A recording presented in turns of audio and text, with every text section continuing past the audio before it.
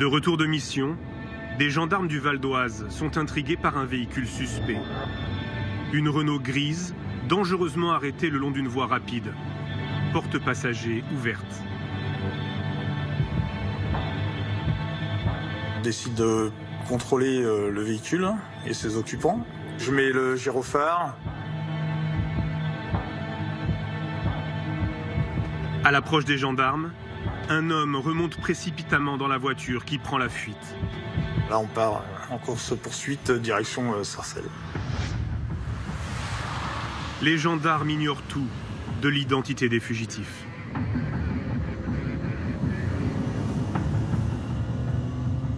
Là, je me dis que j'ai affaire à des gens, oui, qui feront tout pour essayer de nous semer.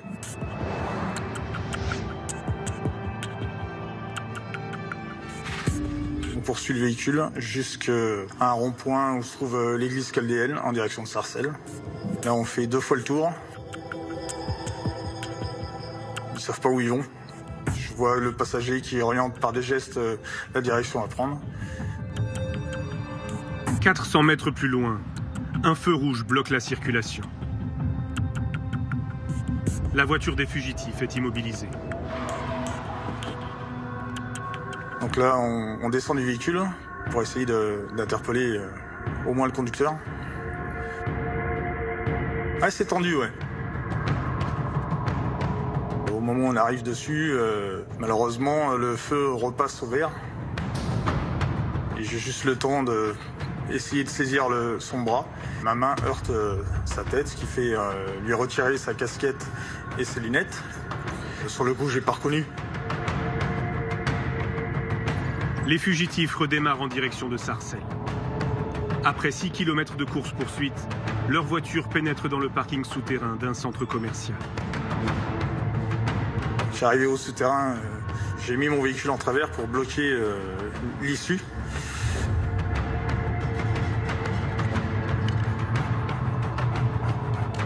On ne sait pas à qui on a affaire, on ne sait pas s'il y a des armes.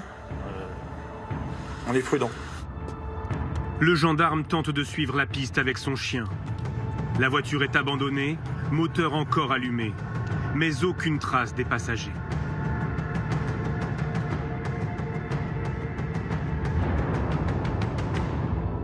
Il faut attendre le soir et l'identification par la vidéosurveillance pour que le gendarme comprenne qu'il a failli arrêter par hasard le fugitif le plus célèbre de France. 5 heures après, j'apprends que c'est Faïd Redouane. Voilà. Je me dis que je l'ai loupé. L'interpellation de Redouane Faïd se serait jouée à quelques minutes. Et s'il avait échappé de peu à la police? L'homme aurait été repéré à Sarcelles, près de Paris. Une course-poursuite a eu lieu. Juillet 2018. Redouane Faïd est le fugitif le plus recherché de France. Le voici sur des images inédites. Redouane Faïd, accompagné de son frère Rachid, visiblement très détendu avec les clients de ce café internet à Paris, bien loin de l'image d'un homme en cavale. Pourtant, 12 jours plus tôt, il s'est évadé de prison. Une exfiltration spectaculaire en hélicoptère. Ma réaction, c'est comment c'est possible qu'il s'évade encore, justement. Et je pense au départ spontanément à une blague. Nouvelle évasion du braqueur Redouane Faïd. Redouane Faïd est de nouveau en cavale. Une nouvelle fois, le criminel de 47 ans fait la une des médias. Car depuis 2010, Redouane Faïd est devenu un habitué des plateaux de télévision. Bonjour Redouane Faïd. Bonjour. Merci d'être là. Depuis la parution de son livre, dans lequel il raconte sa vie de braqueur, Faïd se présente comme un repenti. On va tourner la page, et puis maintenant c'est mieux comme ça. Jusqu'à l'attaque ratée d'un fourgon blindé et la mort de la policière municipale Aurélie Fouquet. Soupçonné d'être l'organisateur du braquage, Redouane Faïd retourne en prison. Il s'évade une première fois en 2013. Ils nous disent, faites pas les cow-boys, ça sert à rien pour 1 400 €, ça c'est pas la peine, quoi.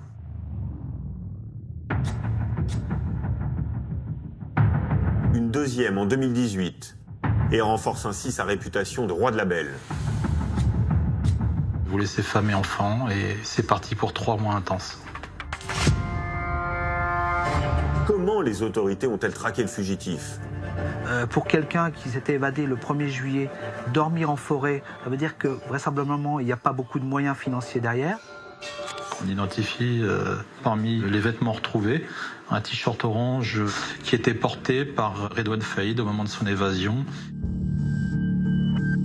Ce qui a attiré notre attention, c'était la corpulence et la taille des individus qui portaient les burqas, qui manifestement n'étaient pas des femmes. Y a-t-il eu des défaillances de l'administration pénitentiaire?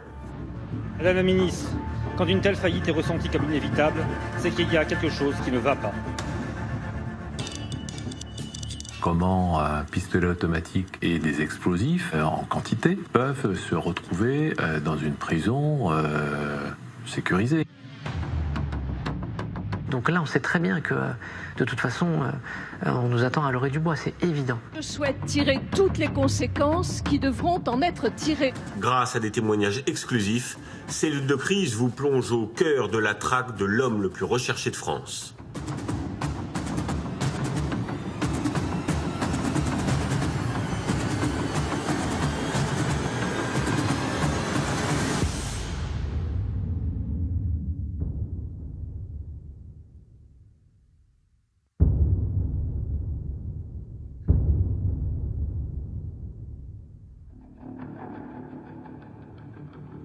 Au cœur de l'hiver 2012, l'administration pénitentiaire organise en urgence le transfert de Redouane Faïd. Le directeur de la prison de Fresnes, où il est détenu depuis 10 mois, est convaincu que le braqueur prépare une évasion. Dans un rapport à sa hiérarchie, il détaille les informations en sa possession. Il apparaît que la personne détenue est tentée d'approcher les personnes condamnées pour des faits de terrorisme, afin d'obtenir des informations sur l'introduction de matières explosives. Ces éléments laissent redouter une volonté de l'intéressé de se soustraire à son incarcération par le biais d'une évasion.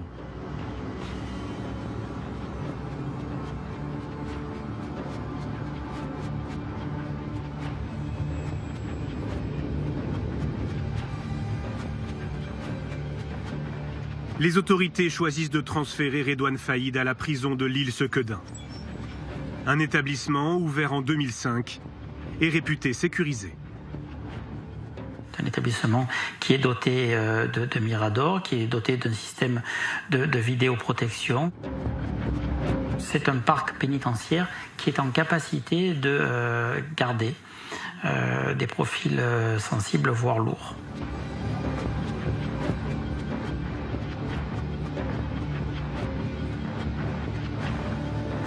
Redouane Faïd est classé détenu particulièrement signalé, un DPS en jargon pénitentiaire. Il est soumis à des conditions de détention renforcées. L'arrivée du braqueur dans la prison ne passe pas inaperçue. Christophe est l'un de ses surveillants à Sequedin. Il parle sans autorisation, l'interview a été reconstituée. Quand un détenu médiatique comme ça arrive sur un bâtiment, comme c'était un gros profil, le plus gros profil qu'on avait, tout le monde allait vers lui. J'ai observé d'ailleurs que tous les autres détenus de Sequedin étaient à ses pieds. Ils étaient sous l'influence de Faïd. Après seulement 1 mois, les surveillants s'alarment. Redouane Faïd prend de l'ascendant sur ses codétenus. Le 25 décembre 2012, un collègue de Christophe rédige une note dans le cahier électronique de liaison. Un logiciel qui recense toutes les observations faites sur les détenus.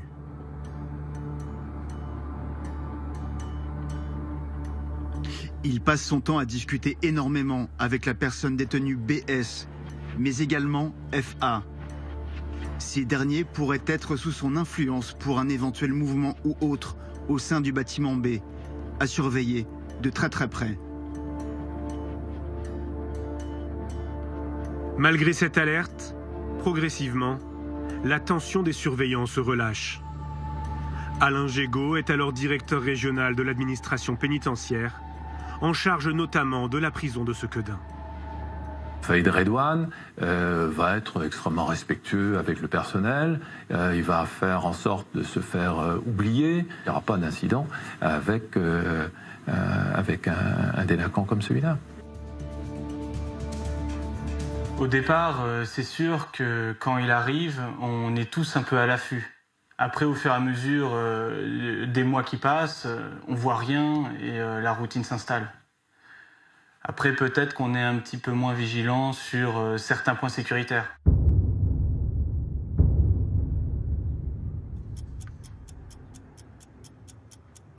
Depuis 4 mois et demi, Redouane Faïd est un détenu exemplaire. Ce matin-là, il a rendez-vous avec son frère Abdeslam pour un parloir, comme c'est le cas 2 fois par semaine. À la main, son sac de linge sale qu'il doit remettre à son frère. En dépit de son statut de détenu signalé, Redouane Faïd n'est soumis à aucune palpation de sécurité en sortant de sa cellule. Il descend au parloir, situé au rez-de-chaussée de la prison, près de la cour extérieure.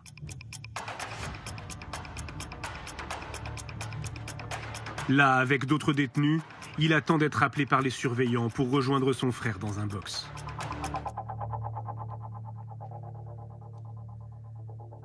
Gérard Carré attend lui aussi pour un parloir.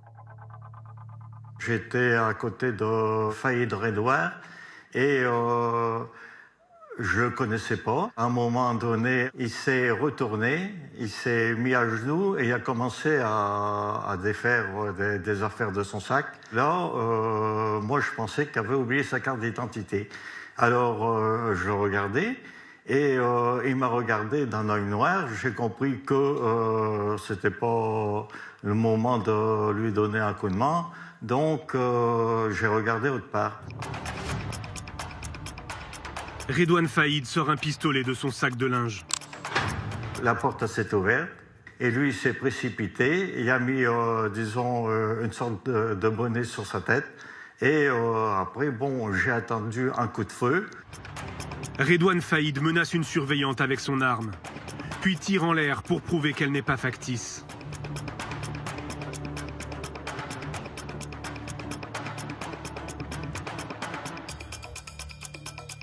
Du côté famille, Isabelle attend dans un box pour une visite.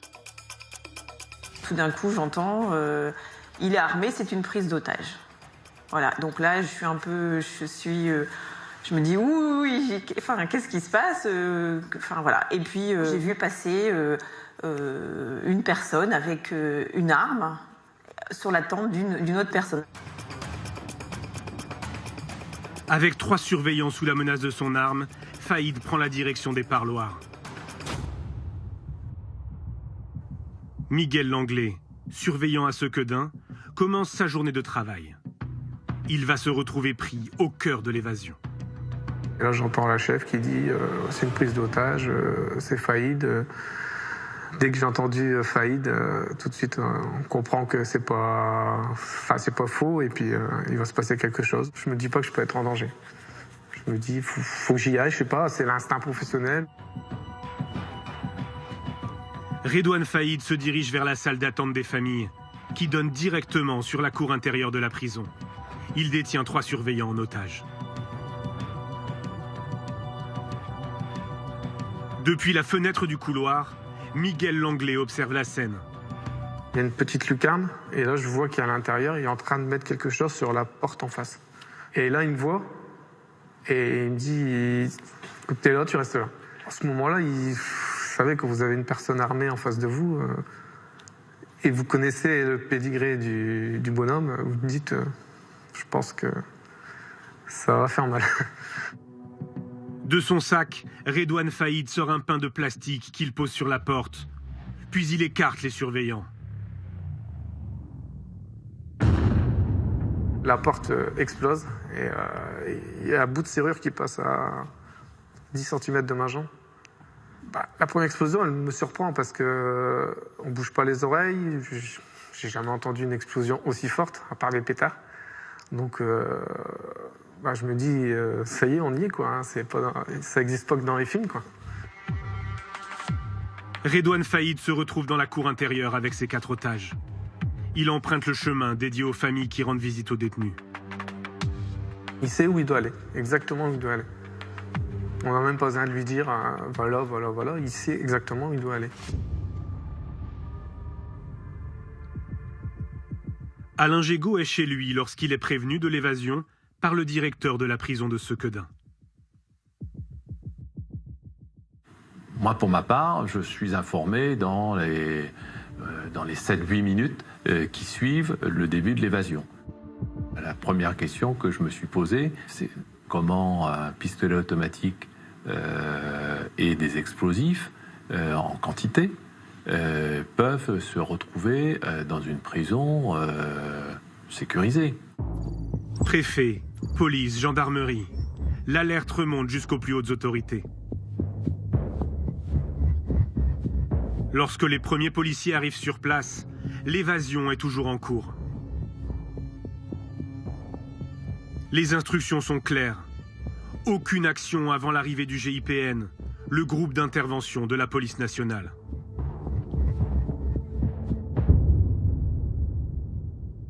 À l'intérieur de la prison, toujours muni de ses pains d'explosifs, Faïd fait sauter une deuxième porte.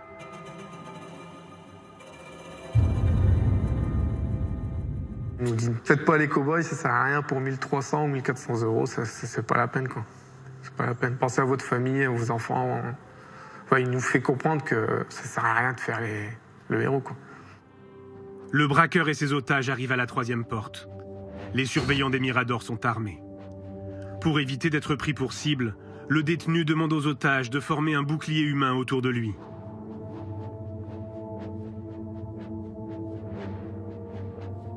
Le pire, on l'imagine toujours dans ces moments-là, mais après, oui, dans ma tête, c'est pourvu qu'il y arrive, pourvu que ça se passe bien, pourvu qu'il n'y ait pas un collègue qui fasse n'importe quoi, pourvu qu'il sorte.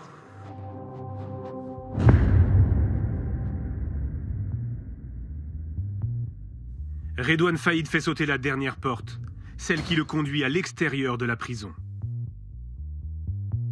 24 minutes se sont écoulées depuis le début de la prise d'otage. Le braqueur se retrouve face aux policiers. Les premiers intervenants sont là. Ils assistent en fait à la fin de l'évasion. Ils se situent à l'extérieur, évidemment, de la maison d'arrêt, et ils voient la dernière porte exploser. Avec la fumée, l'odeur qui se dégage, ils ne peuvent pas agir sans mettre en danger la vie des otages. La numéro 2 de la PJ lilloise est accablée. Ce sont ces équipes qui ont arrêté Faïd en juin 2011. Quand on apprend l'évasion de Faïd Redouane, l'équipe est quelque part en rage. Parce que c'est quand même un camouflet pour la puissance publique qu'un homme de cette dangerosité s'évade d'une prison. Le braqueur et ses otages longent la prison en courant sur 500 mètres, jusqu'à un pont situé sous l'autoroute. Là, un complice attend Faïd dans une voiture.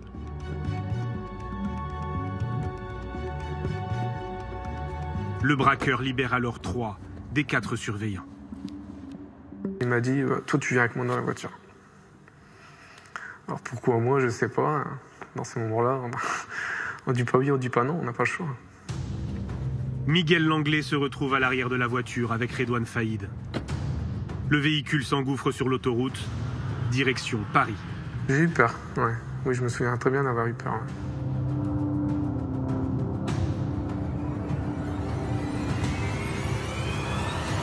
Là, je lui dis, me lâche pas dans une banlieue ou un truc comme ça, parce que en uniforme, ça va pas le faire, quoi. Ça va pas le faire. Et il m'a dit, non, si tu fais pas le cow-boy, je te lâcherai, y a pas de souci.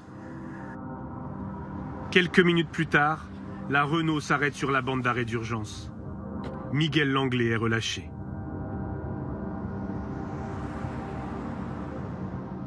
Ah là, tout s'effondre.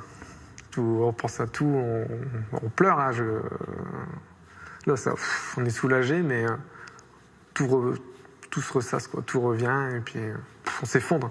On pense aux enfants, on pense à tout, quoi. Là, c'est dur. Hein.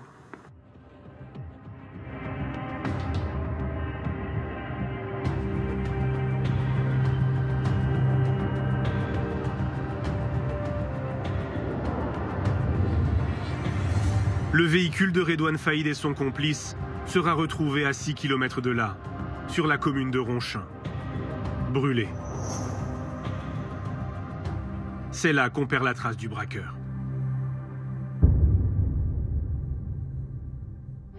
Mais tout d'abord donc cette évasion spectaculaire ce matin, un détenu issu du grand banditisme. Le braqueur Redouane Faïd s'est enfui de la prison en utilisant des explosifs et en prenant 5 personnes en otage. Redouane Faïd est le fugitif le plus recherché de France. Des barrages sont mis en place, des gendarmes déployés, des hélicoptères mobilisés.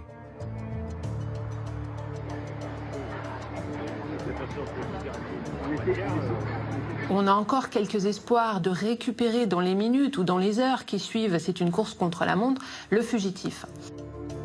Les hommes de la police judiciaire de Lille sont les premiers mobilisés. Mais la traque s'étend à tout le pays. À Nanterre, l'Office central de lutte contre la criminalité organisée est mobilisé lui aussi. 130 policiers spécialisés dans le grand banditisme. Frédéric Douady est alors le patron de la Brigade nationale de recherche et d'intervention. La BRI est le bras armé des enquêteurs. Dans les premières heures, il peut se trouver dans un gîte à 10 minutes de la maison d'arrêt de Sequedin, comme avoir pris un avion à Bruxelles et être parti à l'autre bout du monde.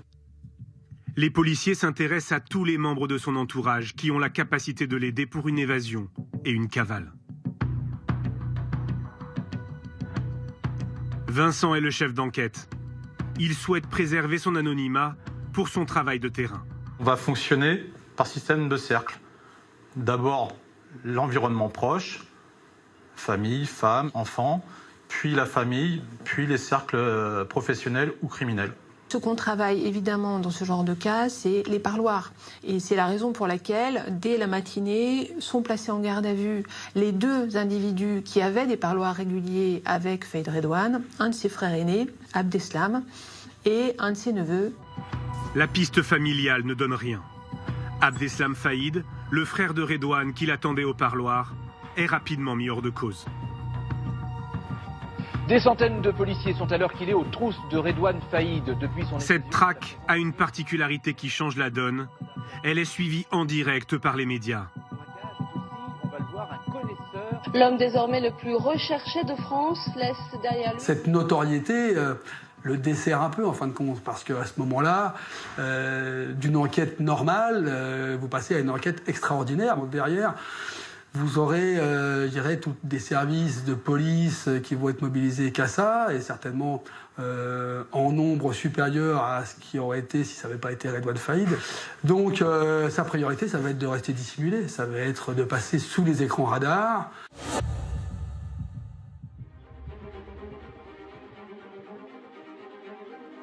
À quelques kilomètres de Nanterre, place Vendôme, la ministre de la Justice tient une réunion de crise.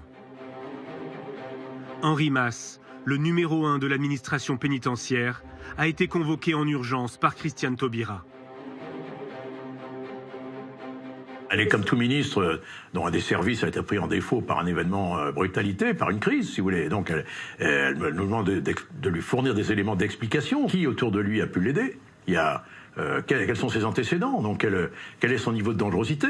Bon, pour les forces de police et de gendarmerie, quelle est sa détermination? Où est-ce qu'il a pu aller? Pour Christiane Taubira, l'évasion de Redouane Faïd tombe mal. La ministre de la Justice planche depuis plusieurs mois sur une vaste réforme pénale qui défend des peines alternatives à la prison. Ses détracteurs l'accusent de laxisme et l'évasion à coups d'explosifs d'un détenu comme Faïd leur donne du grain à moudre. Et puis elle décide d'aller à Lille, ce que nous faisons immédiatement ensemble.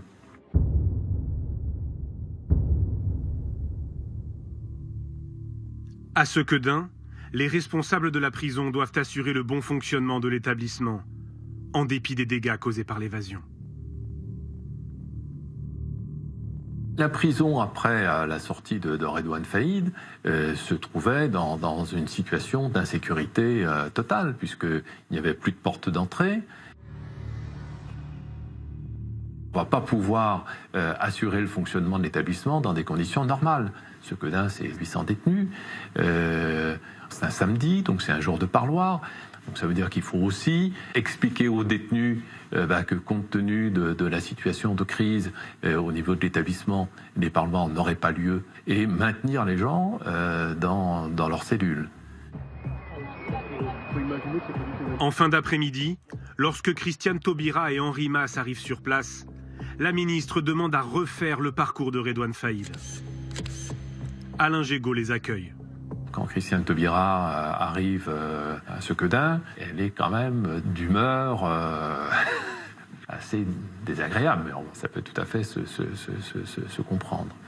Et donc demande à comprendre ce qui s'était passé et le pourquoi du comment. Ça me confirme ce que je sais, c'est-à-dire que si vous voulez, quand on fait sauter des portes de sortie d'établissement pénitentiaire avec des explosifs, c'est exceptionnel, enfin, c'est quelque chose d'une intensité inconnue. Dans la foulée, une réunion est improvisée entre les syndicats du personnel et la ministre de la Justice. L'ambiance est électrique.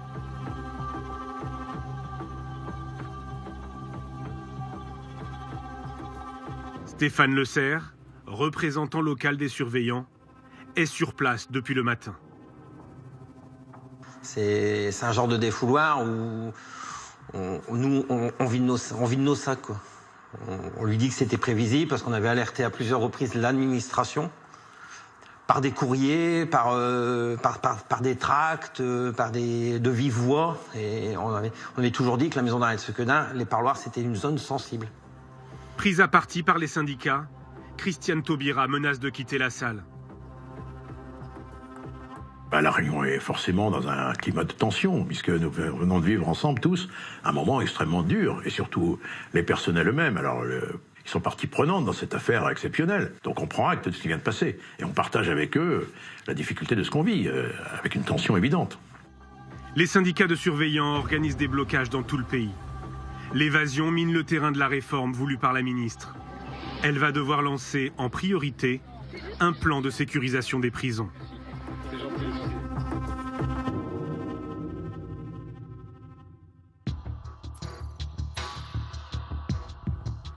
À Nanterre, pour retrouver le fugitif le plus recherché de France, les policiers déploient d'importants moyens de surveillance. Une cinquantaine de personnes sont mises sur écoute. Plus de 4 millions d'appels et de SMS sont analysés. Sans aucun résultat. On a une constante, c'est-à-dire des fausses informations diffusées par ses proches ou par lui-même, aux fins d'orienter les enquêteurs sur l'étranger. On nous annonce Faïd Redouane aussi en Algérie.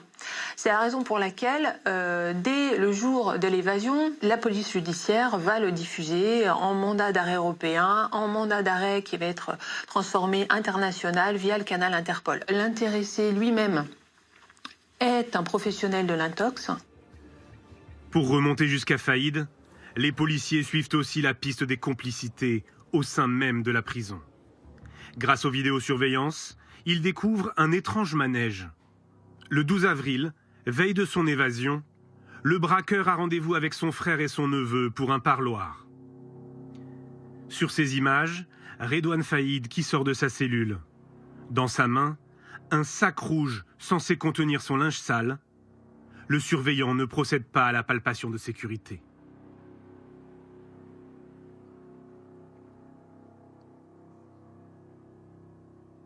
Faïd salue des détenus, puis entre dans le local d'entretien dont l'accès lui est normalement interdit.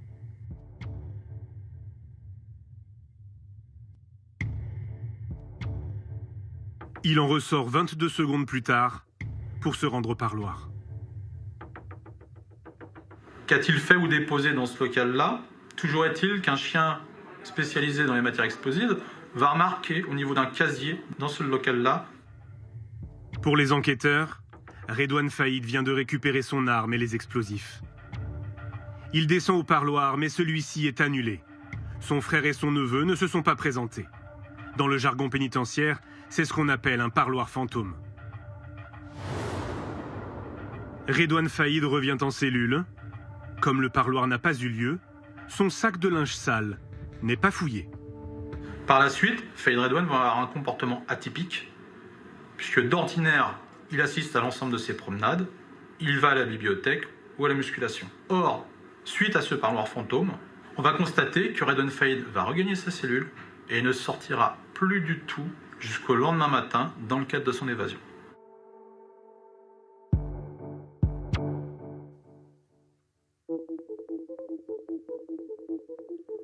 Les policiers placent en garde à vue le surveillant présent ce matin-là. Confronté aux images de vidéosurveillance, il reconnaît des erreurs. Vous me demandez pourquoi je ne suis pas intervenu. Sur la palpation, je reconnais, je ne l'ai pas fait parce que j'y ai pas pensé. Sa présence dans le local d'entretien, je n'ai pas fait gaffe qu'il est entré dans cette pièce. Ça aurait dû m'interpeller. J'aurais dû m'en rendre compte. Comment expliquez-vous cette succession d'anomalies? La routine. Erreur de ma part. Ce qui est incroyable, c'est que le gardien n'ait rien vu. On a l'impression qu'il est totalement berné par Redouane Faïd. Il n'y a pas que les surveillants pénitentiaires qui se sont laissés berner par Redouane Faïd. La hiérarchie, elle aussi. En fait, 2 jours avant l'évasion, une commission DPS s'est réunie. Elle devait statuer sur Redouane Faïd. Alors, dans cette commission, il y a le procureur, les services de police, les services de gendarmerie et bien sûr la direction de la prison. Et à aucun moment, un risque d'évasion de Redouane Faïd n'a été évoqué. Est-ce que depuis l'administration a reconnu ses erreurs? Alors, elle a reconnu des fautes individuelles, mais elle n'admet officiellement aucune défaillance de l'institution. Écoutez le directeur régional de l'époque, Alain Gégaud. Le type, il est seul en cellule. Sa cellule fait l'objet de contrôles réguliers. Il est pris en charge quand il y a des mouvements à l'intérieur de la prison, quand il sort. Qu'est-ce que vous voulez faire de plus par rapport à la prise en charge d'un détenu ?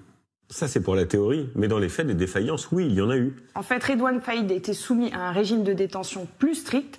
Sa cellule devait faire l'objet de contrôles et de fouilles réguliers. Il devait lui aussi systématiquement être soumis à des palpations de sécurité en sortant de cellule ou en revenant de Paloire.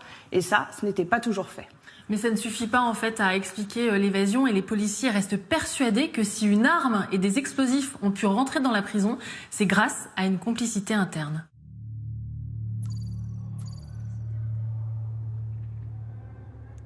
À la maison d'arrêt de Sequedin, l'enquête se poursuit pour identifier les complices qui ont pu faire entrer l'arme et les explosifs. Quasi tout le monde se soupçonne. Tout le monde se demande si... Enfin voilà, on se pose plein de questions à savoir qui, comment, pourquoi. C'était une ambiance, oui, glauque. Difficile à vivre. Les policiers suspectent un autre surveillant. Selon certains détenus, il serait connu pour faire entrer toutes sortes d'objets illégaux dans l'établissement. Il est placé en garde à vue.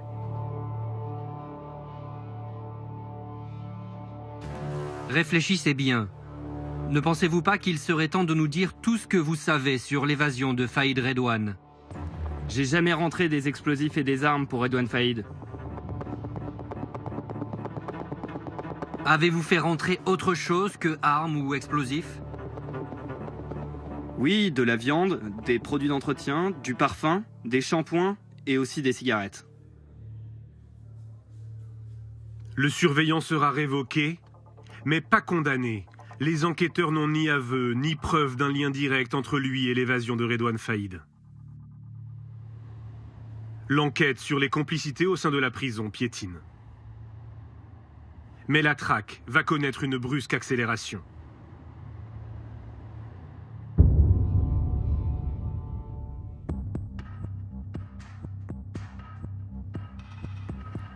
« 40 jours après l'évasion, les policiers reçoivent une information d'un de leurs indiques.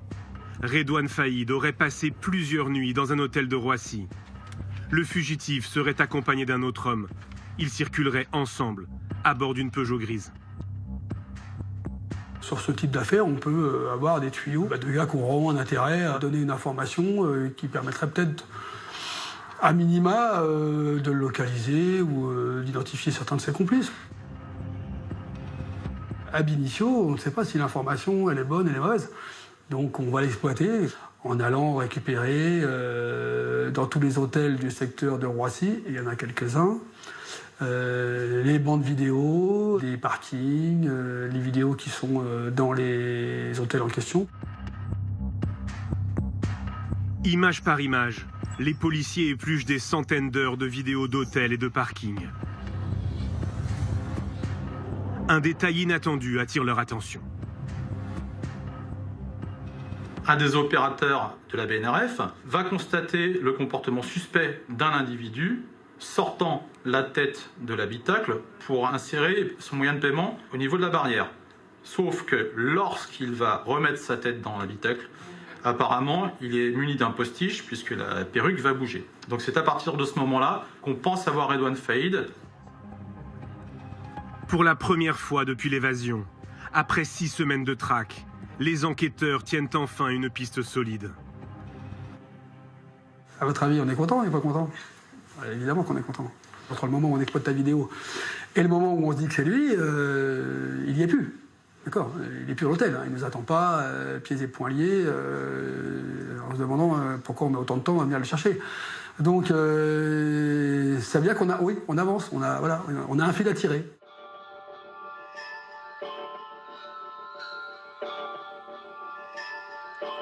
Grâce à cette image prise sur le parking, les policiers remontent jusqu'à un hôtel Ibis. 30 enquêteurs sont mobilisés pour éplucher à nouveau les vidéosurveillances de l'établissement. Cette fois, ils reconnaissent formellement Redouane Faïd. Il porte une perruque et des lunettes de soleil. Il sort de l'ascenseur, des sacs à la main. Sur une autre vidéo, les policiers le voient entrer dans l'hôtel, accompagné d'un homme. Là, on le voit en pied, on voit...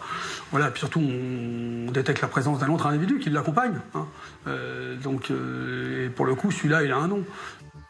L'homme aux côtés de Redouane Faïd a réservé la chambre d'hôtel sous sa véritable identité, Hassan Bourouas. Âgé de 29 ans, il est connu des services de police pour vol et port d'armes, mais n'a jamais été incarcéré. Il a le profil parfait pour Redouane Faïd. C'est quelqu'un qui ne laisse pas de traces. On n'arrivera pas à lui remonter de ligne téléphonique. Et d'ailleurs, c'est une commande de Redouane Faïd pour avoir ce type d'individu à ses côtés. C'est un loup solitaire. Les critères demandés par Redouane Faïd, c'était quelqu'un qui n'allait pas lui amener la police, quelqu'un qui n'était pas recherché. Lorsque les policiers identifient Faïd, les 2 hommes ont déjà quitté les lieux. Pour retrouver leurs traces, les enquêteurs sollicitent les groupes hôteliers dans toute la France. Ont-ils une réservation au nom d'Hassan Bourouas? Le 28 mai, la confirmation tombe. Un dénommé Bourouas occupe une chambre dans un motel de Ponto-Combo, en Seine-et-Marne. La réservation, elle est en cours, par contre. Donc il faut tout de suite se projeter sur le terrain pour aller vérifier et surtout valider cette réservation et confirmer que dans cet hôtel, il y a premièrement Bourouas et surtout Redouane Faïd.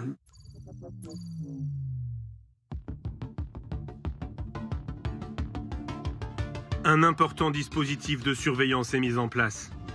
Une trentaine de policiers planquent dans des voitures sur le parking. Ils se font passer pour des clients ou du personnel de l'hôtel. Ils guettent le retour de Redouane Faïd et d'Hassan Bourouas. À 22h40, les 2 hommes regagnent leur chambre. Leur présence sur place est confirmée par des policiers en civil. Voilà, on est suffisamment bien placé pour confirmer que c'est bien lui qui utilise cette chambre et avec son homme de confiance. Et donc une fois qu'il est dans la chambre d'hôtel, il y est. Donc il ne ressortira pas. La BRI nationale demande des renforts au PJ de Versailles et de Lille. Une centaine de policiers est sur place. Légalement, la police ne peut pénétrer dans un appartement avant 6h du matin. Mais dans les affaires de grand banditisme ou de terrorisme, les juges autorisent des assauts au milieu de la nuit. Le feu vert tombe par email à minuit 45.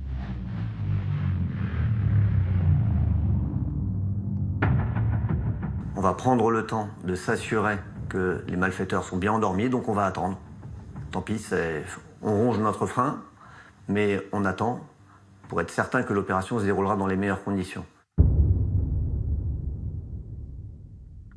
Faïd et Bourouas occupent la chambre numéro 38. Elle est au premier étage, à l'entrée de la coursive. Une équipe de la BRI se met en position. Pour ne pas donner l'alerte, aucun client n'a été évacué. Toutes les sorties de l'hôtel sont bloquées. On va encercler l'immeuble pour permettre ensuite à la colonne d'intervention de venir se positionner. Mais au préalable, on a évité tout risque de fuite. Donc, quand on est appelé sur ce genre d'événement, on a forcément une petite appréhension. C'est one shot, hein. C'est pas, on n'a pas droit à un coup d'essai et puis on ne peut pas se reprendre si jamais on a loupé. Non, il faut être sûr notre coup, quoi. Après 46 jours de traque, la BRI donne l'assaut. La progression est annoncée par la colonne, qu'elle monte dans les escaliers, qu'elle s'approche de la porte, qu'elle va pénétrer dans les lieux. Bon, évidemment, il y a le top interpellation qui est annoncé au moment où la porte est ouverte. On a quelques secondes de silence et puis l'annonce du résultat de l'opération.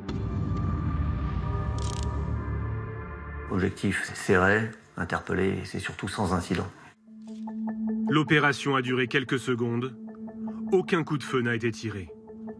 Redouane Faïd n'oppose aucune résistance. Il a vite compris qu'il ne pouvait pas jouer. Il sait qu'il ne pourra pas s'échapper.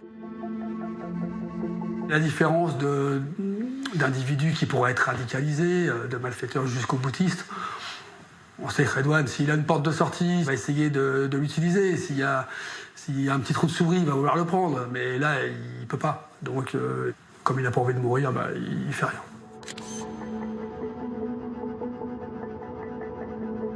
Il est groggy et puis il sait qu'il est fait, il a les menottes dans le dos et voilà, il monte dans la voiture et il va pas dire un mot jusqu'à de notre bureau. C'est l'info du jour, l'arrestation de Redouane Faïd. La cavale est terminée pour l'ennemi public numéro 1. Interpellé dans la chambre d'un hôtel, Redouane Faïd qui était grimé puisqu'il portait une perruque et une barbe. Sous très haute surveillance, Redouane Faïd est transféré au palais de justice de Lille. Face au juge, il ne livrera jamais le nom de ses complices. Interpellé avec lui, Hassan Bourouas sera condamné pour transport d'armes. De son côté, l'administration pénitentiaire va tenter de tirer des leçons de cette évasion.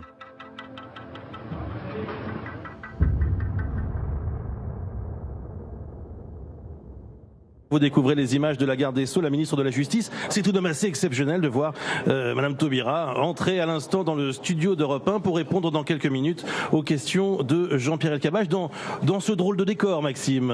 Pendant 6 jours, Christiane Taubira ne s'exprime pas publiquement sur l'arrestation. Puis elle choisit la prison même où Redouane Faïd est incarcéré pour une interview exclusive sur son nouveau plan de sécurisation des prisons. Xavier Yvon. Depuis Robert Badinter en 1976 à Fresnes, aucun ministre de la Justice n'avait accepté de faire une émission en direct d'une prison. Vous lancez, Christiane Taubira, un plan pour renforcer la sécurité dans les prisons. 33 millions d'euros seront consacrés à de nouvelles technologies de surveillance. Est-ce qu'une nouvelle évasion de Redouane Faïd, qui est ici à Fleury-Mérogis et qui écoute peut-être s'il a une radio, ou d'autres détenus, deviendra impossible? Je ne fonctionne pas aux faits divers et je n'établis pas un plan de sécurité de 33 millions d'euros sur la base de l'évasion d'un individu. Et ce plan gouvernemental annoncé, on l'a vu, à grand renfort de communication, qu'est-ce qu'il va changer? Eh bien, plusieurs dizaines de millions d'euros vont être investis pour empêcher que des objets rentrent illégalement en prison. Ce sont par exemple des portiques, comme on peut en voir dans les aéroports, ou bien des filets pour empêcher que des objets soient projetés par-dessus les murs. Et c'est efficace? Apparemment non, puisqu'à Condé-sur-Sarthe, il y a quelques semaines, la compagne d'un détenu a fait entrer illégalement un couteau en céramique avec lequel 2 surveillants ont été agressés. Ce plan, il vient aussi renforcer les mesures de sécurité encadrant les DPS, les détenus particulièrement signalés. En fait, l'évasion de Faïd a révélé des pratiques très différentes en fonction des établissements. Donc un nouveau texte va venir harmoniser et renforcer ces mesures de sécurité. Bien, on imagine qu'avec toutes ces mesures, ce plan, ces millions qui sont investis, une évasion de Redouane Faïd est désormais impossible. En théorie, oui, et pourtant, il va y parvenir en organisant lui-même sa propre exfiltration.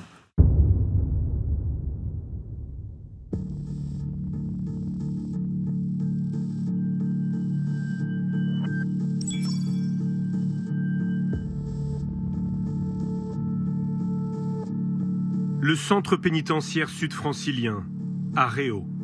C'est dans cette prison récente, réputée parmi les plus sûres de France, qu'est incarcéré Faïd depuis le 21 novembre 2017. Condamné à 10 ans de prison après son évasion de l'île Sequedin, Il figure sur la liste officieuse des 10 détenus les plus susceptibles de s'évader. La direction de la prison a donné des consignes spécifiques. Des palpations de sécurité quotidiennes, 2 fois par mois, des fouilles à nu, avant et après chaque parloir, une fouille intégrale et l'interdiction de tout contact avec les autres détenus. Ce surveillant parle sans autorisation. Son interview a été reconstituée.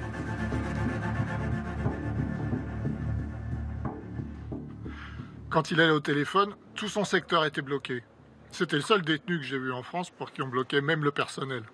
On le bloque, on bloque tout le monde. Il passe avec 2 surveillants et un gradé du quartier d'isolement, comme une star. Il est starifié. Tout le monde le regarde.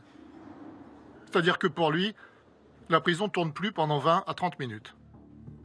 Mais ces mesures ne vont pas suffire. Dès le début, les surveillants s'inquiètent de son comportement. Redouane Faïd, il scanne les lieux. On a l'impression qu'il mesure chaque centimètre carré et il maîtrise son espace.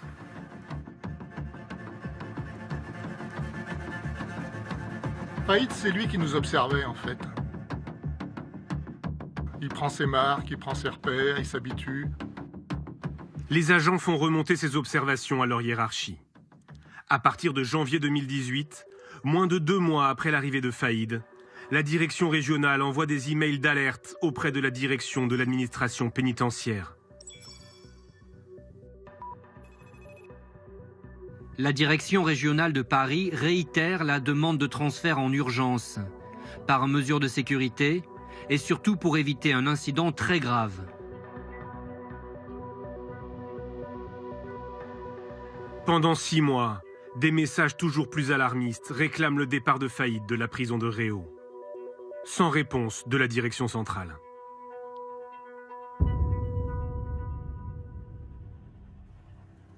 En février 2018, les surveillants de Réau soufflent.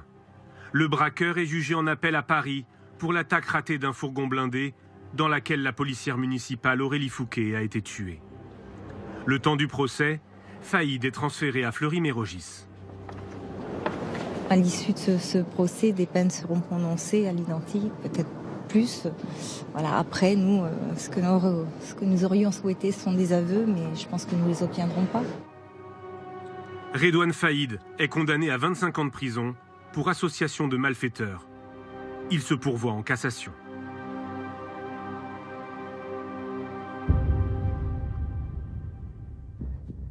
Cinq jours plus tard, à la grande surprise du personnel du centre pénitentiaire, le braqueur est de retour à Réau.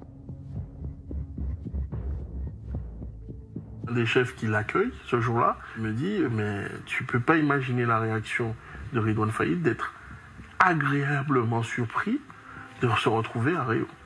Je pense que c'est pas la qualité de la bouffe qui lui a manqué. Quand il revient, il est content. Il est content parce qu'il est dans un environnement qu'il maîtrise. Dans un lieu connu, c'est plus facile de préparer quelque chose d'illicite. Moins de 15 jours après le retour de Faïd à Réau, la direction régionale redemande par email son transfert à l'administration centrale. Il a déjà repéré toutes les failles de la structure et la connaît trop bien maintenant. Nous savons par expérience que c'est juste une question de temps. Le 22 juin, après de nombreuses relances, la direction de l'administration pénitentiaire finit par répondre. Le transfèrement aura lieu dans le courant du mois de septembre. Cette réponse provoque la colère de la direction régionale.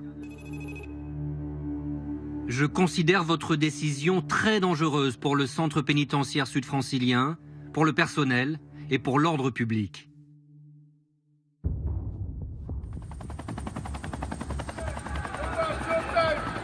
Le 1er juillet 2018, 9 jours après cet email, Redouane Faïd s'évade une deuxième fois.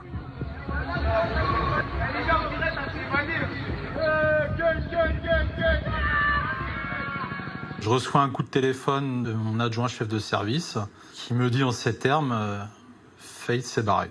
La spectaculaire évasion. L'évasion du braqueur Redouane Faïd. Je reçois un SMS sur un des téléphones qui me dit Redouane Faïd s'est évadé.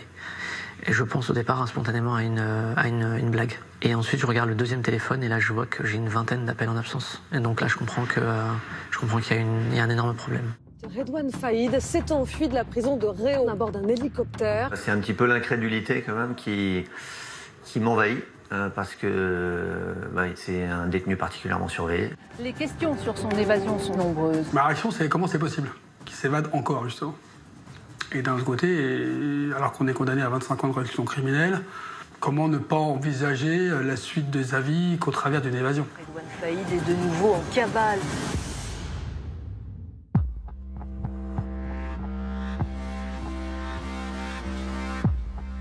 « 1750 policiers et gendarmes sont mobilisés, une nouvelle fois. Mais les opérations de contrôle ne donnent rien. Aux côtés de la PJ de Versailles, l'Office central de lutte contre la criminalité organisée repart sur les traces du fugitif que ses équipes avaient interpellé 5 ans plus tôt. Le 1er juillet, c'est un dimanche, veille de grand départ en vacances. C'est quelque part une des périodes les plus délicates de l'année, tout simplement. Si ce n'est qu'en police judiciaire, on a une capacité à mobiliser très rapidement des gens. Rapidement, on a toute la brigade qui est dépêchée sur place, tous les enquêteurs qui sont disponibles, qui d'initiative vont aller travailler. Au bas mot, on est entre 80 et 100 enquêteurs de police judiciaire qui rapidement sont envoyés, dépêchés sur les différentes scènes de crime. Et voilà, c'est reparti. Donc, direction le service, vous laissez femmes et enfants, et c'est parti pour 3 mois intenses. Place Vendôme, le cabinet de la ministre Nicole Belloubet est submergé par de fausses rumeurs. Youssef Badr, le porte-parole du ministère, doit les désamorcer.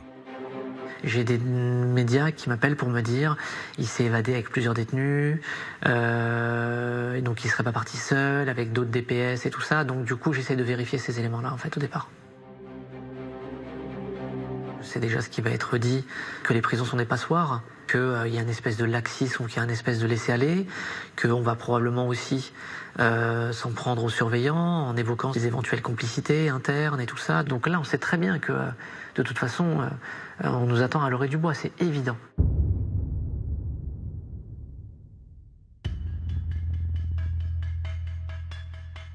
En fin d'après-midi, le 1er juillet, la ministre se rend à Réau. Venu lui aussi soutenir les surveillants, le syndicaliste Régis Grava l'interpelle sur les demandes de transfert de Faïd. Je dis à la ministre, il y a des éléments qui prouvent clairement qu'il y avait quelque chose qui se préparait et les agents vont remonter. Maintenant, qu'ont fait vos services? Donc sa réponse est une réponse politique. Si on pouvait vraiment prévoir avec certitude, où elle dit qu'elle acquiesce, mais à mi-mot, et elle est super gênée par ça. Devant les journalistes, Nicole Belloubet ne met pas en avant la question des transferts, mais confirme une faille dans la sécurité de la prison. Nous avons là un commando qui sans doute avait repéré les lieux par le biais de drones. L'enquête judiciaire qui est en cours le dira certainement, et qui a donc conduit à cette évasion tout à fait spectaculaire en permettant à un hélicoptère de se poser sur la seule cour de la prison qui n'était pas couverte par des filins de sécurité. En fait, la première faille qui est identifiée, c'est ça. Et la première question que se pose la ministre, c'est de se dire pourquoi il n'y a pas de filin anti-hélicoptère dans la cour d'honneur. On découvre juste qu'en 2011, lorsque l'établissement est livré, en fait, les filins anti-hélicoptères sont prévus dans le cahier des charges. Donc ils sont prévus sur la cour d'honneur. On ne saura jamais parce qu'on n'y était pas, mais on ne saura jamais pourquoi ils n'ont pas été installés. La garde des Sceaux livrera l'explication 2 mois plus tard, devant une commission de l'Assemblée nationale. Elle est plutôt embarrassante pour l'administration pénitentiaire. Ils n'ont pas été posés à la demande de l'administration pénitentiaire. Il a en effet été considéré à l'époque que cette cour d'honneur était un lieu où les détenus ne circulaient pas. Un détenu ne naît dans la cour d'honneur qu'au moment où il rentre dans la prison et où il en sort, ou pour les extractions. Ça n'était à l'époque pas perçu comme un risque. Dès les premières heures, les policiers analysent les appels de tous les téléphones mobiles à proximité des zones traversées par le commando. Ils repèrent 5 téléphones actifs pendant l'évasion. Ils n'émettront plus aucun signal par la suite. Ces téléphones sont ceux des complices de Faïd. Leurs déplacements permettent de reconstituer l'organisation très minutieuse de l'exfiltration. Les policiers espèrent ainsi remonter jusqu'aux fugitifs.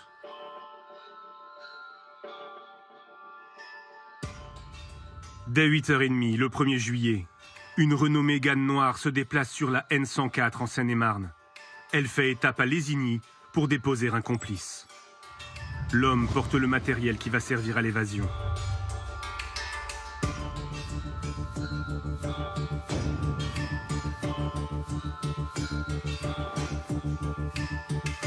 La voiture dépose ensuite les 2 autres complices près de l'aérodrome de Lognes. Se présentant comme un père et son fils, les 2 hommes prétendent venir pour un vol d'initiation. Ils insistent pour voler en Alouette, un vieil appareil capable de transporter 4 passagers, en plus du pilote.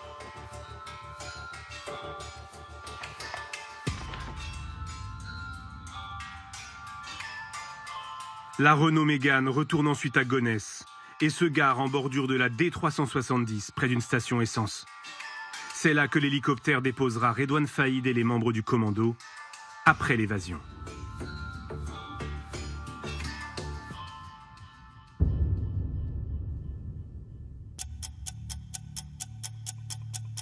Au même moment, à la prison de Réau, Redouane Faïd est conduit au parloir, escorté par 2 surveillants. Il est vêtu d'un t-shirt orange, détail qui va avoir son importance. Dans une synchronisation parfaite, le complice de la Mégane donne le top départ par téléphone au commando de l'hélicoptère.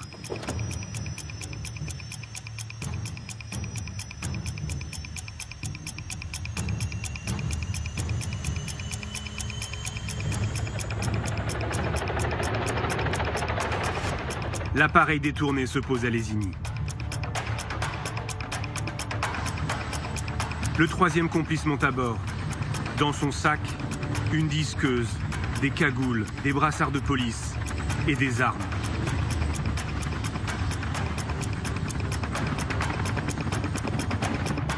Le commando est au complet.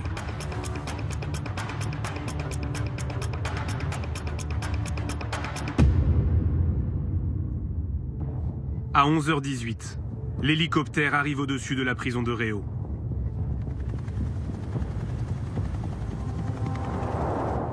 Les comptes rendus des surveillants permettent de reconstituer ce qui s'est passé minute par minute.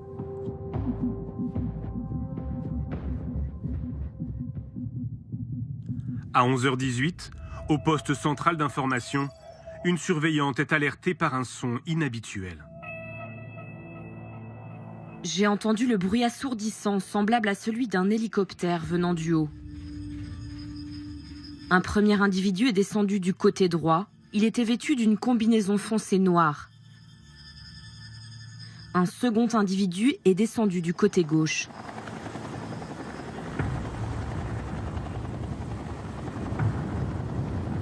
J'ai aussitôt appelé la police par la ligne directe. Celle-ci était en dérangement. À la porte d'entrée de la prison, le surveillant-chef tente lui aussi de contacter la police. Sans succès.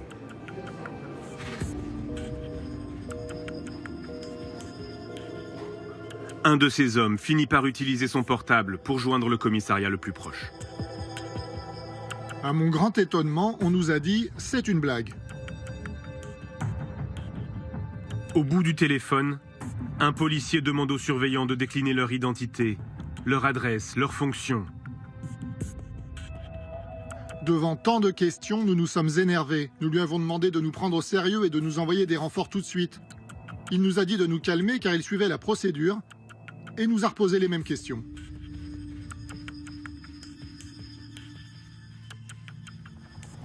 Le surveillant-chef distingue à l'intérieur de l'hélicoptère le pilote tenu en joue par un homme cagoulé.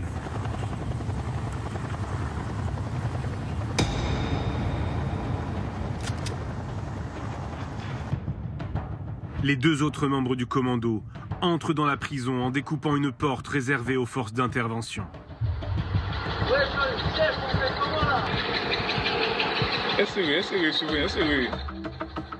Suivant la procédure en cas de crise, les surveillants ramènent tous les détenus dans leurs cellules. Mais pour Faïd, les consignes sont strictes. Il ne doit croiser personne lors de ses déplacements. Donc on est sur le point de bloquer tous les mouvements et de sortir Faïd, et c'est à ce moment-là que le commando arrive. Ça s'est joué à peut-être une petite minute, quoi. Mais vraiment à peu de choses près, parce qu'on avait déjà évacué tout le parloir sauf lui. Le surveillant resté au parloir se retrouve nez à nez avec un membre du commando.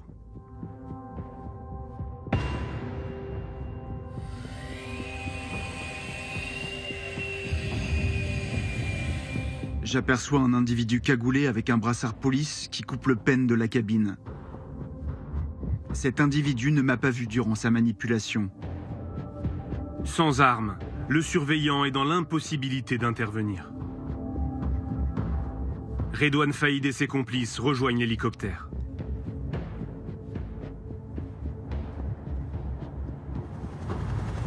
À 11h28, ils quittent la prison. L'exfiltration a duré moins de 10 minutes.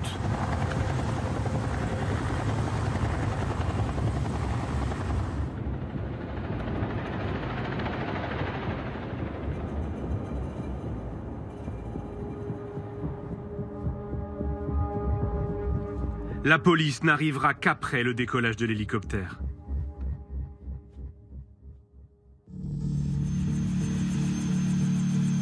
Dans sa fuite, le commando multiplie les manœuvres pour brouiller les pistes.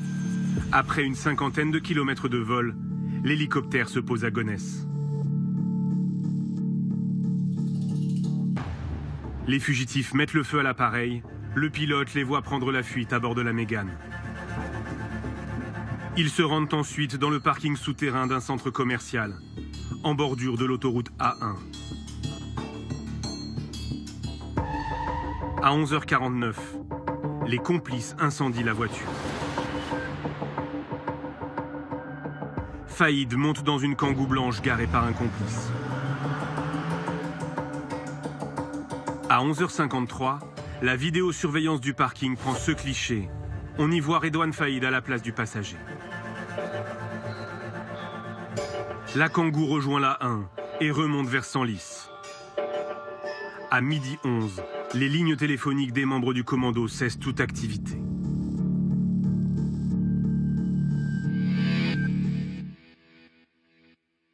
Le premier réflexe, c'est de se dire qu'on a affaire à des malfaiteurs d'envergure, à des gens, pour le coup, dont c'est le métier, qui n'en sont pas à leur coup d'essai, qui sont peut-être entraînés, qui ont même pu répéter cette opération. On n'est pas face à des amateurs. Les enquêteurs décortiquent ce qu'ils appellent les scènes de crime. L'hélicoptère retrouvé à Gonesse en partie brûlé. La Mégane utilisée comme voiture relais et abandonnée par le commando dans le centre commercial, elle aussi calcinée. La Kangoo blanche retrouvée brûlée dans l'Oise, moins de 24 heures après l'évasion. L'ensemble de l'opération a été mené en moins de 5 heures. Aucun coup de feu n'a été tiré. C'est une évasion sans aucun coup de feu, sans aucune résistance. Effectivement, ça peut paraître surprenant, mais les surveillants pénitentiaires ne sont pas armés. Alors depuis peu, certains syndicats réclament des tasers, mais le ministère de la Justice campe sur ses positions. En fait, ce qu'ils craignent, c'est qu'en cas d'évasion ou de mutinerie, ça se termine en bain de sang. Alors, il y a bien des surveillants qui sont armés, ce sont ceux qui sont dans les miradors, mais ils ont interdiction de tirer sur un hélicoptère en vol. Écoutez les explications du ministère de la Justice. C'est la loi, en fait on ne peut pas tirer sur un hélicoptère en vol, et l'hélicoptère fait un vol stationnaire. Si vous tirez, ça veut dire que quelque part vous sacrifiez aussi les gens qui sont dedans. Or, avec le commando, je crois qu'il y a le pilote, il me semble, et je pense que les surveillants aussi ne savent pas qui est dedans, ils peuvent imaginer tous les scénarios possibles. Il y a peut-être des gens qui ont été pris en otage, on ne sait pas. C'est ce qui permet d'expliquer l'évasion de Redouane Faïd, le fait que les surveillants et les surveillantes ne soient pas armés. Alors c'est plus complexe que ça. Le cœur du problème, c'est ce transfert de Redouane Faïd qui n'a jamais eu lieu malgré les nombreuses alertes de la direction régionale. Oui, les échanges de mails qui demandaient ce transfert de prison n'ont pas donné lieu à un transfert effectif. En effet, chacun se rejette la faute et dans cette administration réputée pour son mutisme, les fuites vont se multiplier. Dès le lendemain de l'évasion, le 2 juillet, Le Figaro va révéler en partie cet échange de mails.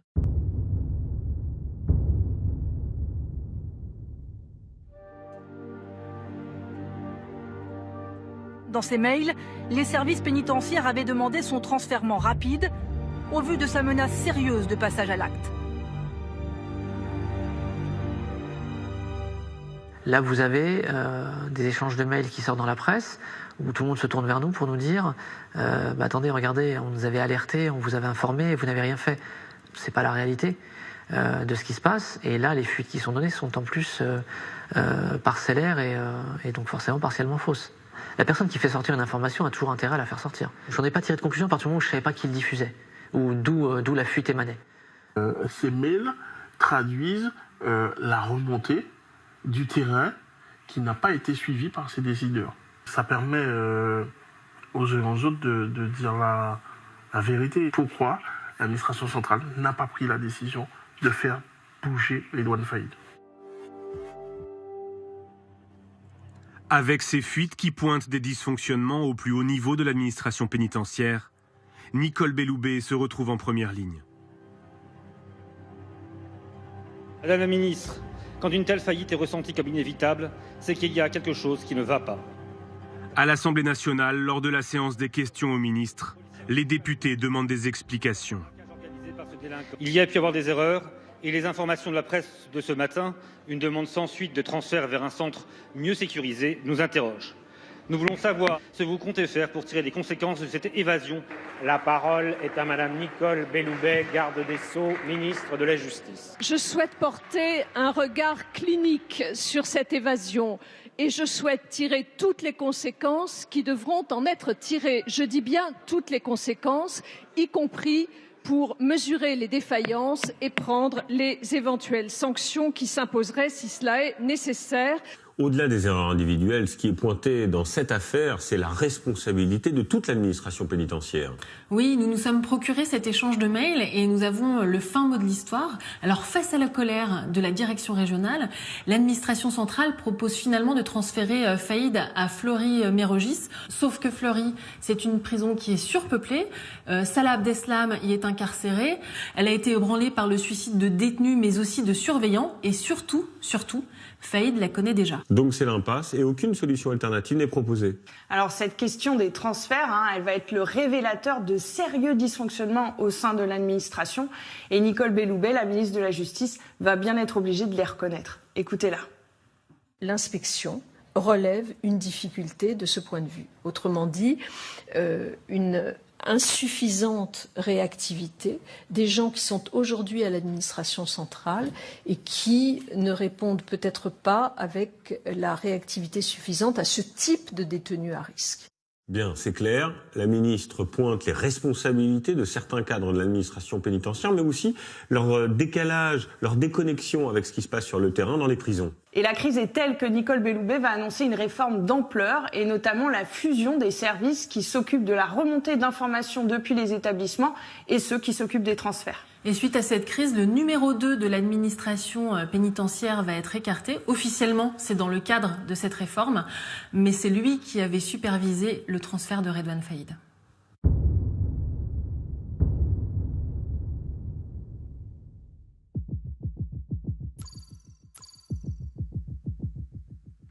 Pendant que le ministère de la Justice fait face à la polémique, à Nanterre, le numéro 2 de la police judiciaire se plie à l'exercice d'une conférence de presse. Je ne suis pas habilité à vous parler du fond de l'affaire, évidemment. Philippe Vérony s'exprime rarement sur une enquête en cours. Mais la police veut montrer que la traque de Faïd est une priorité. Les premières constatations laissent à penser que le commando était composé d'environ 4 ou 5 personnes, non identifiées, je m'empresse de le dire évidemment. En fait, un premier membre du commando est sur le point d'être identifié.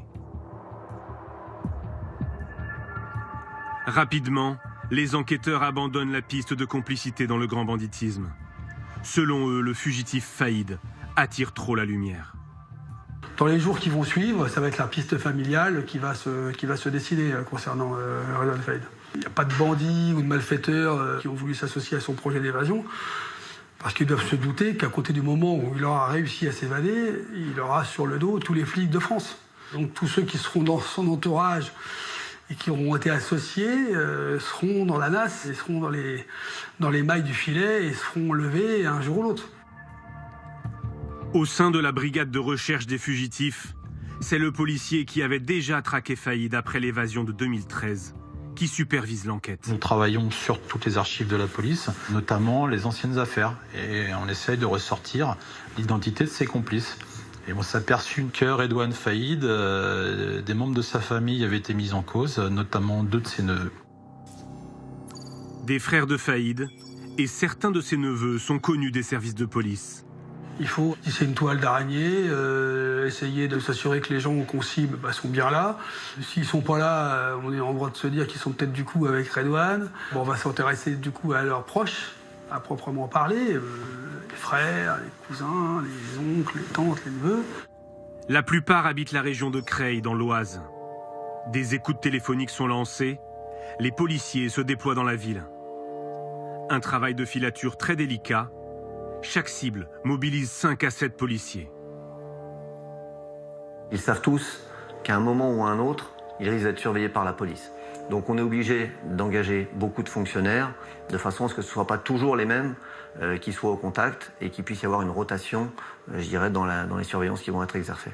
Les enquêteurs vont donc désormais se concentrer sur les membres de la famille de Redouane Faïd. Ils vont se focaliser en fait sur 2 frères, les 2 frères qui rendent le plus souvent visite à Redouane Faïd en prison, Brahim Faïd et Rachid Faïd. Alors Brahim, il est présent le jour de l'évasion, il nie toute implication. Les enquêteurs vont quand même le placer en garde à vue et ils le relâchent au bout de 30 heures. Et l'autre frère, Rachid ? Rachid, il rend une dernière fois visite à Redouane en prison le 26 mai, c'est 1 mois avant l'évasion.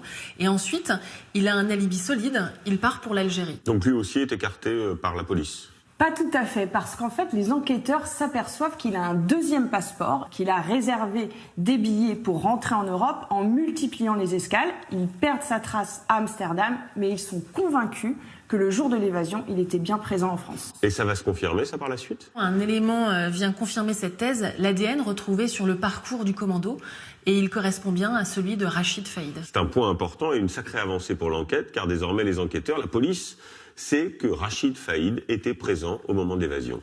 Ils vont décider en fait de ne pas rendre l'information publique parce que ce qu'ils espèrent, c'est que Rachid Faïd les conduise jusqu'à son frère Redouane. Bonjour Stéphane. Bonjour Jérôme. Vous êtes pilote d'hélicoptère. Nous découvrons votre voix, votre visage aussi. On a beaucoup parlé de vous depuis dimanche dernier, depuis cette évasion spectaculaire de Redouane Faïd. Ils me font descendre de l'hélicoptère, ils me prennent en joue avec des armes et des coups de crosse et m'expliquent ce qu'on allait faire et leur choix d'aller aller chercher un ami à la prison de Réau. Et ils m'expliquent qu'il faut que j'obtempère et que je fasse bien mon travail, sinon ma famille serait certainement menacée et que quelqu'un était devant chez moi. Le récit de la prise d'otage est précis, mais pour les enquêteurs, des questions persistent. Le vol de l'hélicoptère semble très préparé. Le plein d'essence aurait été calculé au plus juste pour décoller avec 5 passagers. Un vol sans GPS, en rase-motte, pour échapper au radar. Le commando a-t-il été aidé par un expert? Un autre élément intrigue les enquêteurs. Une proche du pilote a échangé des lettres avec Faïd jusqu'en 2016.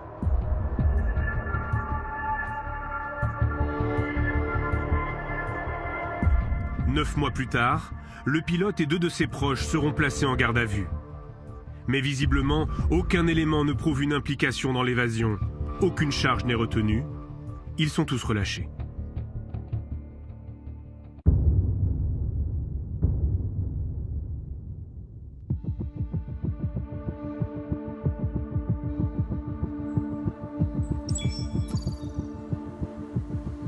Une découverte en forêt confirme la piste familiale. Les enquêteurs mettent la main sur du matériel utilisé par les malfaiteurs lors de l'évasion. Il a été retrouvé grâce au témoignage d'un chasseur. C'était quelqu'un qui a pour habitude de fréquenter cette forêt, qui est témoin d'un manège un peu suspect, qui voit des gens qui à l'heure à laquelle il les croise, manifestement n'ont rien à faire dans ce secteur boisé à proximité de Creil, qui va passer son chemin, qui va y retourner par la suite et qui va tomber sur des effets vestimentaires.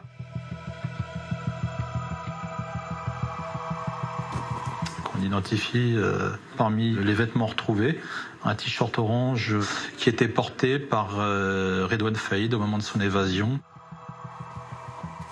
Cette découverte, ça nous a fait comprendre deux choses. C'est que, pour quelqu'un qui s'était évadé le 1er juillet, dormir en forêt, ça veut dire que vraisemblablement il n'y a pas beaucoup de moyens financiers derrière et qu'il est sur un cercle assez resserré et il est dans sa zone de confort puisqu'il est sur Creil. Donc les éventuels départs à l'étranger avec une cagnotte cachée, etc. Pour nous, ça n'apparaissait pas être la piste la plus pertinente. Donc on était à ce moment-là, on a acquis la conviction qu'il pouvait être dans le milieu creillois qu'il connaît si bien.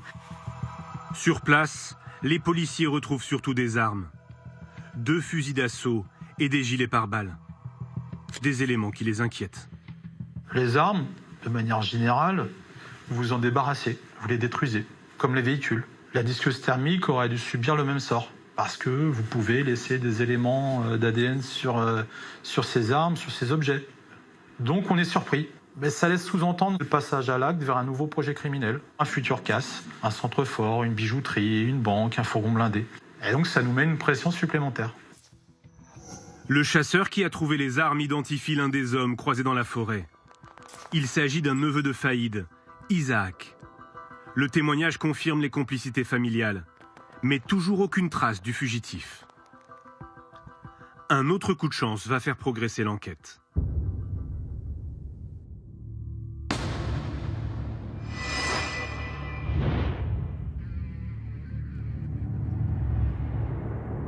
Pris en chasse par une voiture de gendarmerie après un contrôle inopiné, Faïd et un complice se réfugient dans le parking d'un centre commercial. Ils parviennent à prendre la fuite à pied.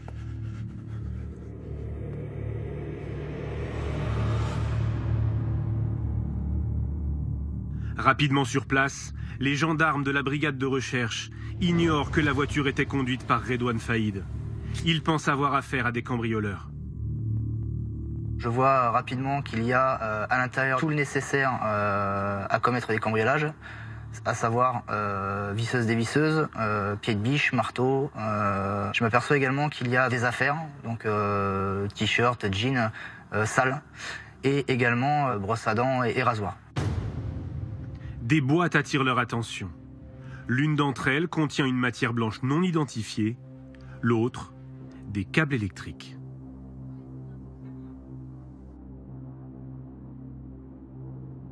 Et là, mon collègue me dit immédiatement, oh là là, attention, on dirait de l'explosif. Comme j'ai pas de formation en explosif, la crainte que j'ai à cet instant T, c'est que effectivement, que ça vienne exploser et qu'on dénombre pas mal de morts, étant donné qu'au-dessus du parking, on a quand même une salle de sport qui est bondée. On est au mois de juillet, donc il fait relativement chaud. Donc ouais, moi ma crainte à ce moment-là, c'est effectivement que la matière se dégrade et qu'elle vienne exploser. C'est la capitaine Marie Lenéillon qui lance l'évacuation. On a une trentaine de gendarmes qui arrivent quasi dans les 15 à 20 minutes. Donc on commence à faire un gel vraiment des lieux, à pousser les personnes. Et peu de temps après, je sais que la commissaire de Sarcelles arrive aussi avec un maximum de renforts. Et là, on a pu vraiment s'organiser pour vraiment interdire l'accès dans un rayon de 300 mètres, 400 mètres aux personnes, faire évacuer le McDonald's, faire évacuer la salle de sport.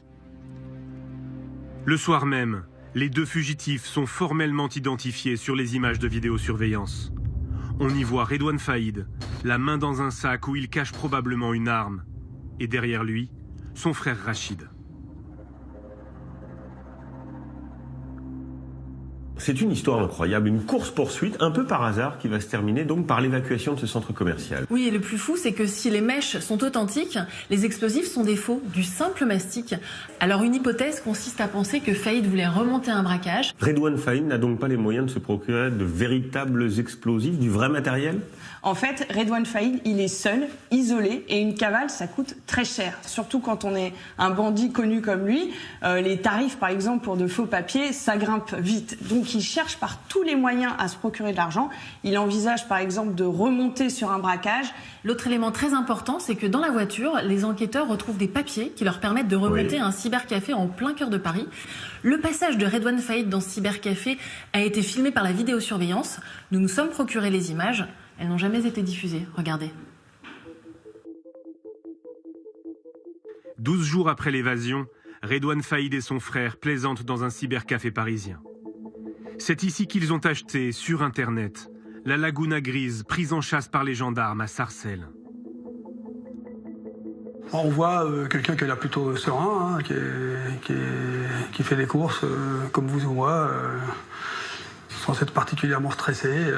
Il est un petit peu grimé dans le sens où il porte une casquette pour essayer quand même d'être le moins visible possible. Enfin, en tout cas, il n'a pas de perruque, il n'a pas de moustache, il n'a pas de bonnet. Donc, mais quelqu'un qui est relativement zen. Voilà. On ne peut pas rester terré au fond d'un igloo. Donc il faut bien vivre, il faut sortir, il faut voir des gens, il faut prendre des contacts, il faut vivre. Hein. Sinon, si c'est pour pas vivre, autant rester en prison. Donc il faut faire quelque chose. Donc forcément, il s'expose. Les policiers vont organiser des planques devant le cybercafé. Sans résultat. Mais une nouvelle fois, le fugitif va devoir s'exposer.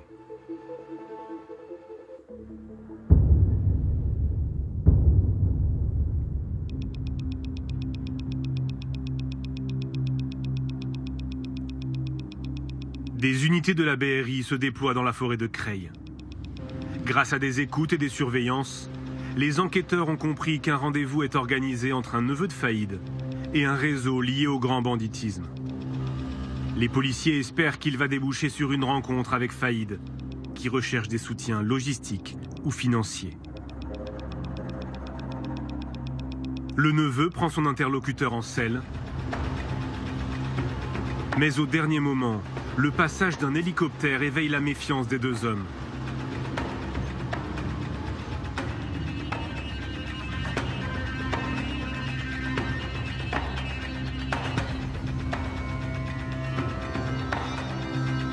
Le rendez-vous n'aura pas lieu. Le neveu fait demi-tour. Les policiers le laissent partir. Il est leur seul lien avec Faïd. Est-ce qu'on en sait plus aujourd'hui sur ce fameux rendez-vous secret ? En fait, cette information, elle n'était jamais sortie parce qu'on se trouve en pleine zone grise, celle des indiques, des informateurs de la police, et les enquêteurs veulent en dire le moins possible, tout simplement parce qu'en fait, les bandits étudient leurs méthodes pour mieux les déjouer ensuite. Et après ce rendez-vous, que devient le neveu ? D'une manière générale, en fait, les complices de Redouane Faïd se savent surveiller, ils redoublent de prudence, et malgré les énormes moyens mobilisés, les heures d'écoute de surveillance, l'enquête piétine. Les policiers, ils vont explorer toutes les pistes. Alors, il y a un chauffeur de taxi qui leur parle d'une conversation qu'il a entendue dans sa voiture. Une journaliste qui tenterait d'avoir rendez-vous avec Redouane Faïd. Alors, ce qu'ils vont faire, c'est avec l'accord des juges d'instruction, ils vont placer cette journaliste sur écoute et il y aurait même eu des filatures. Ce qui va poser question parce que ces pratiques sont contraires aux règles du secret des sources. Oui, d'ailleurs, sa chaîne BFM TV a annoncé son intention de porter plainte. Et cette piste du taxi, elle va mener à quelque chose ? Cette piste, elle ne va mener à rien. En fait, la traque, elle est au point mort. Donc les policiers vont accentuer la pression sur l'entourage de Faïd pour faire un peu bouger les lignes et ils vont cibler tout particulièrement sa famille.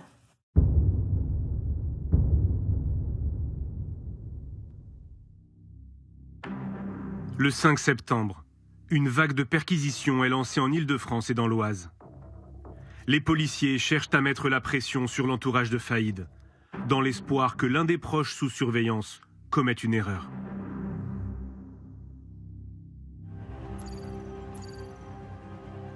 Au lendemain de cette opération, le premier flic de France rend public la principale piste suivie par les enquêteurs. Gérard Collomb, ministre de l'Intérieur et des Relations avec les cultes, bonjour. Bonjour. Perquisition, opération de police dans l'Oise, hier dans plusieurs villes, Creil, Méru, Compiègne. On pense qu'il est effectivement réfugié dans sa proximité, dans les lieux qu'il connaît bien, où il a un certain nombre de parents, d'amis, et donc c'est là que les policiers cherchent pour pouvoir l'arrêter. La déclaration ne facilite pas le travail des policiers, qui ont déjà des difficultés à se dissimuler à Creil. C'est une petite ville, tout le monde se connaît, une petite ville dans laquelle il y a plusieurs quartiers difficiles, dans lesquels y rester longtemps est quasiment impossible. Si on reste trop longtemps dans ce genre de quartier, on est détecté, ce qui pourrait mettre à mal l'intégralité de l'enquête. À Creil, la BRI continue les planques et les filatures. Fin septembre, le changement de comportement d'un neveu de Redouane Faïd intrigue les policiers. Au gré de la surveillance d'un des membres de la famille, on s'aperçoit qu'il a des déplacements qui ne sont pas forcément très cohérents par rapport à ce qu'on peut penser de son activité quotidienne, qui consistait d'ailleurs à rester majoritairement dans sa cité. Ça va attirer notre attention et nous laisser penser que peut-être, à certains moments, il va pouvoir aller au contact de Redouane Faïd. Le téléphone du neveu leur permet de remonter jusqu'à un autre portable. C'est un téléphone qui avait une activité particulière, qui n'était allumé notamment que la nuit. Et donc les filatures engagées pour essayer d'identifier l'utilisateur de ce téléphone nous amènent à identifier un véhicule. Ce véhicule, il va nous amener à Creil et à un immeuble où on avait déjà en fait eu des informations sur la présence dans cet immeuble de manège un peu suspect.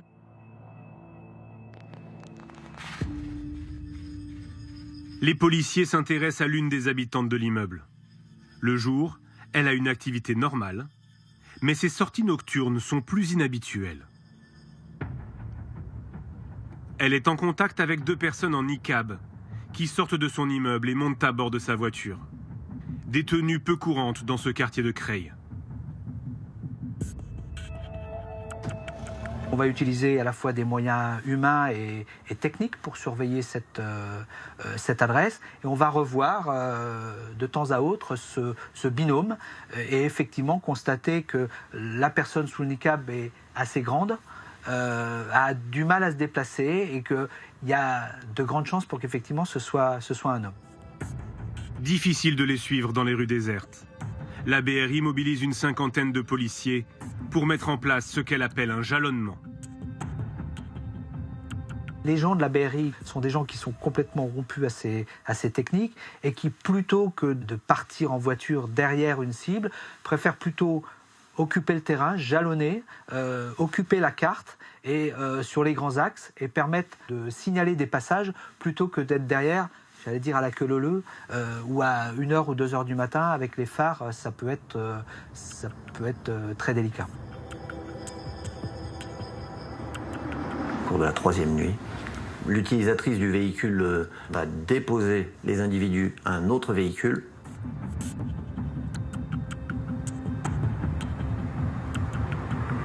Et là, les individus auront enlevé leur burqa.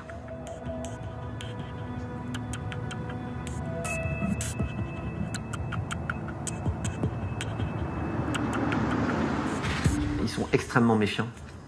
Donc ça nous conforte dans l'idée que ces individus sont à minima des gens recherchés et particulièrement aguerris. Les enquêteurs tentent d'établir que l'un des 2 suspects est bien Redouane Faïd. Mais ils leur donnent du fil à retordre. On est face à un individu qui connaît très bien notre façon de fonctionner. Pour déjouer nos surveillances, le moindre rond-point, il va faire 2 fois le tour et il va rouler très en dessous des limitations de vitesse. De façon à ce que si un véhicule le suit, il soit automatiquement détecté. Finalement, à la faveur d'un éclairage, les policiers pensent avoir identifié le fugitif. On acquiert vraiment à ce moment-là la conviction que la personne qui se trouve au tout départ de notre surveillance en passager du véhicule, c'est à 99% Redouane Faïd.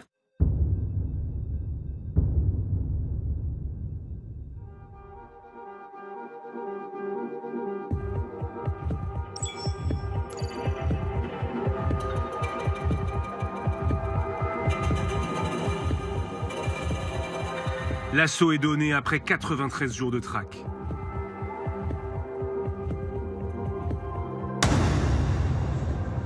Faïd est interpellé à 4h20 du matin, avec son frère Rachid et ses 2 neveux. En tout, 7 personnes sont mises en examen.